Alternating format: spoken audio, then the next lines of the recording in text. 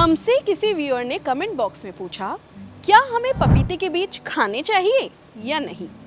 कुछ लोग कहते हैं कि ये बीज नेचुरल मेडिसिन है, तो कुछ कहते हैं ये सेहत के लिए खतरनाक जहर है।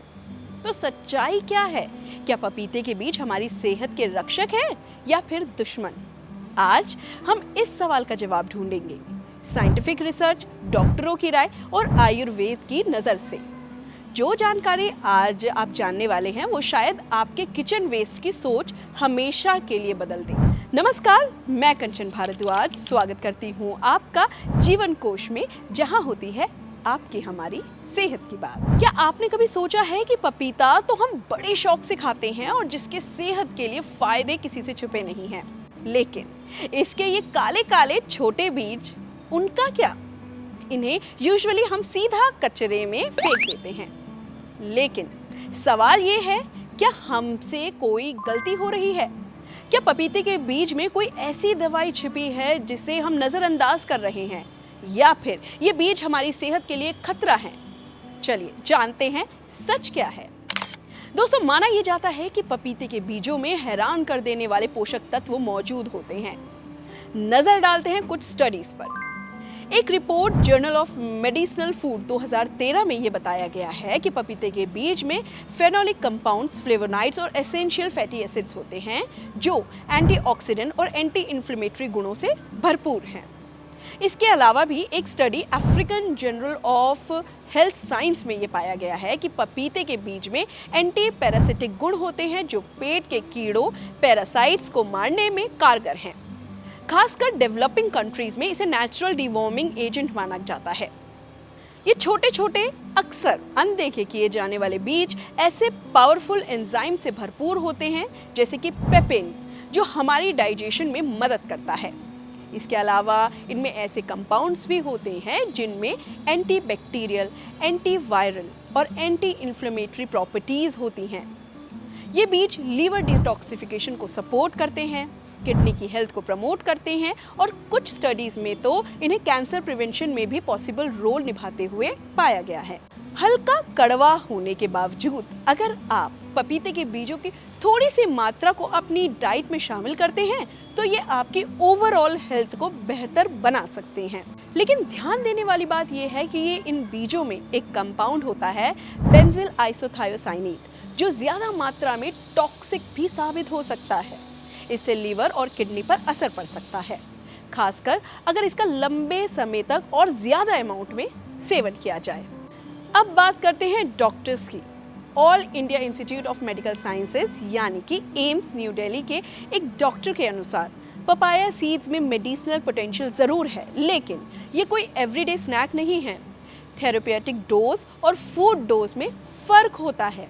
इसे कभी कभी सीमित मात्रा में लिया जाए तो फायदा हो सकता है, लेकिन रेगुलर और ज्यादा इस्तेमाल से टॉक्सिसिटी का खतरा बना रहता है। अगर पपीते के बीजों को रेगुलर लेकिन सीमित मात्रा में सेवन किया जाए तो ये हमारे डाइजेस्टिव ट्रैक्ट को पैरासाइट से मुक्त रखने में मदद कर सकते हैं, जिससे शरीर की ओवरऑल हेल्थ सुधरती है और इन्फेक्शन से बचाव होता है।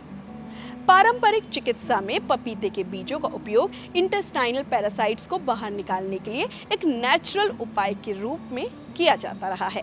पपीते के बीजों में कई जरूरी न्यूट्रिएंट्स होते हैं जैसे कि प्रोटीन, हेल्दी फैट्स और डाइटरी फाइबर। इसके अलावा ये बीज मैग्नीशियम, फॉस्फोरस और आयरन जैसे मिनरल्स का भी अच्छा सोर्स है, जो डाइजेशन, इम्यूनिटी और एंटी इन्फ्लेमेटरी फायदे देने में काफ़ी मदद करता है, बशर्ते इन्हें सीमित और कम मात्रा में सेवन किया जाए। हालांकि पपीते के बीजों में कई पोटेंशियल बेनिफिट्स हैं जैसे बेहतर पाचन और एंटीऑक्सीडेंट इफेक्ट, लेकिन इनके साथ साथ कुछ रिस्क भी जुड़े हैं, खासकर लिवर हेल्थ और टॉक्सिसिटी को लेकर। दूसरी तरफ गायनेकोलॉजिस्ट भी अलर्ट करते हैं कि पपीते के बीजों में एंटी फर्टिलिटी इफेक्ट्स देखे गए हैं, खासकर पुरुषों में स्पर्म प्रोडक्शन को टेम्पररी कम करने के संकेत।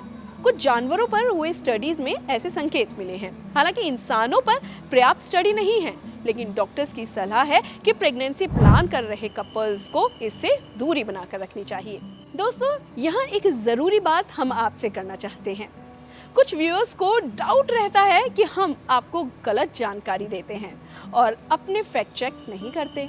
तो हम आपको विश्वास दिलाना चाहेंगे कि हम आपको यहाँ जो भी जानकारी देते हैं वो फैक्ट चेक करने के बाद ही देते हैं। इन टॉपिक से जुड़ी जितनी भी ऑथेंटिक स्टडीज होती हैं उनके लिंक्स भी हम डिस्क्रिप्शन बॉक्स में डालते रहते हैं और एक्सपर्ट से कंसल्ट करने के बाद ही आप तक ज़रूरी जानकारी लेकर आते हैं। हम आपसे हमेशा कहते हैं कि सबकी बॉडी अलग अलग होती है और हर चीज़ के लिए अलग अलग तरह से रिएक्ट करती है, इसीलिए आपको अपनी एलर्जीज का पता होना बहुत ज़रूरी है। एक चीज़ जो हमारे लिए हेल्दी है ज़रूरी नहीं है कि वो आपके लिए भी हेल्दी हो, इसीलिए एलर्जीज का अपने मेडिकल इशू का ध्यान रखते हुए ही किसी भी चीज़ को अपनी डाइट में शामिल करें। फूड एलर्जीज पता कराने के लिए ब्लड टेस्ट करवाया जा सकता है जिसे एलर्जेन स्पेसिफिक इम्यूनोग्लोबिन ई यानी LGE टेस्ट कहते हैं। एक एग्जाम्पल मैं आपको यहाँ देना चाहूँगी। जैसे अगर हम आपसे डेट्स यानी खजूर या फिर मिश्री या फिर गुड़ के फ़ायदों की बात करते हैं तो आपको समझना होगा कि बेशक ये चीज़ें हेल्दी हैं, लेकिन एक डायबिटीज़ रोगी के लिए ये एडेड शुगर ही है जो आपके ब्लड शुगर को स्पाइक करेंगे। चलिए अब वापस आते हैं पपीते के बीजों पर। इससे जुड़ी स्टडीज़ के लिंक भी आपको डिस्क्रिप्शन बॉक्स में मिल जाएंगे, आप चेक कर सकते हैं। अब अगर आयुर्वेद के दृष्टिकोण से देखें तो पपीते के बीजों को त्रिमिघ्न यानी कीड़े मारने वाले और दीपन पाचन यानी डाइजेस्टिव फायर बढ़ाने वाले माना गया है। पुराने ग्रंथों में ये कहा गया है कि अगर पेट में कृमि यानी वॉर्म्स हो या पाचन मंद हो तो सूखे हुए पपीते के बीजों का पाउडर बनाकर उसके सीमित मात्रा में सेवन लाभकारी हो सकता है। लेकिन आयुर्वेद हमेशा संतुलन की बात करता है। अधिक मात्रा में इसका सेवन विरेचन यानी लूज मोशन, उष्णता यानी हीट और पाचन विकारों का कारण बन सकता है। इसलिए आयुर्वेद में भी इसे किसी अनुभवी वैद्य की सलाह के बिना सेवन करने की सलाह नहीं दी जाती।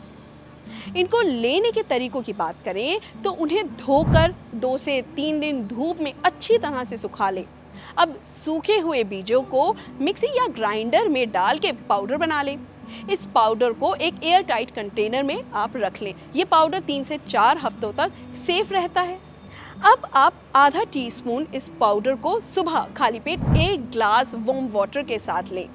अगर पहली बार आप इसे ले रहे हैं तो 1/4 टीस्पून से शुरू करें और धीरे धीरे इसकी डोज बढ़ा लें।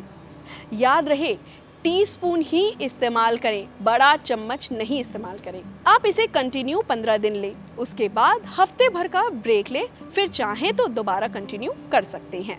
आप पके हुए पपीते के 4 से 5 बीजों को धोकर सीधा पपीते के साथ या फिर पानी के साथ निगल लें। ये चबाना नहीं है बल्कि निगल लेना है, तभी पूरा फायदा मिलेगा। वैसे भी इसका टेस्ट थोड़ा कड़वा ही होता है। आप इसे सुबह खाली पेट या खाना खाने के बाद भी कभी भी ले सकते हैं। ध्यान रहे कम क्वांटिटी से स्टार्ट करें। तो अब सवाल फिर वही कि इसे खाएं या ना खाएं, और जवाब है हाँ, लेकिन सीमित और सही कारण के लिए।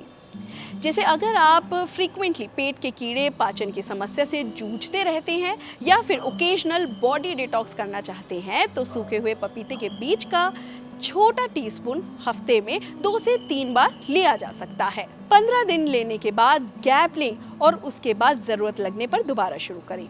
लेकिन अगर आप प्रेगनेंसी प्लान कर रहे हैं, किडनी या लीवर से जुड़ी किसी बड़ी समस्या से जूझ रहे हैं या आपको इसकी मात्रा का अंदाज़ा नहीं है तो इन बीजों से दूरी ही बेहतर है।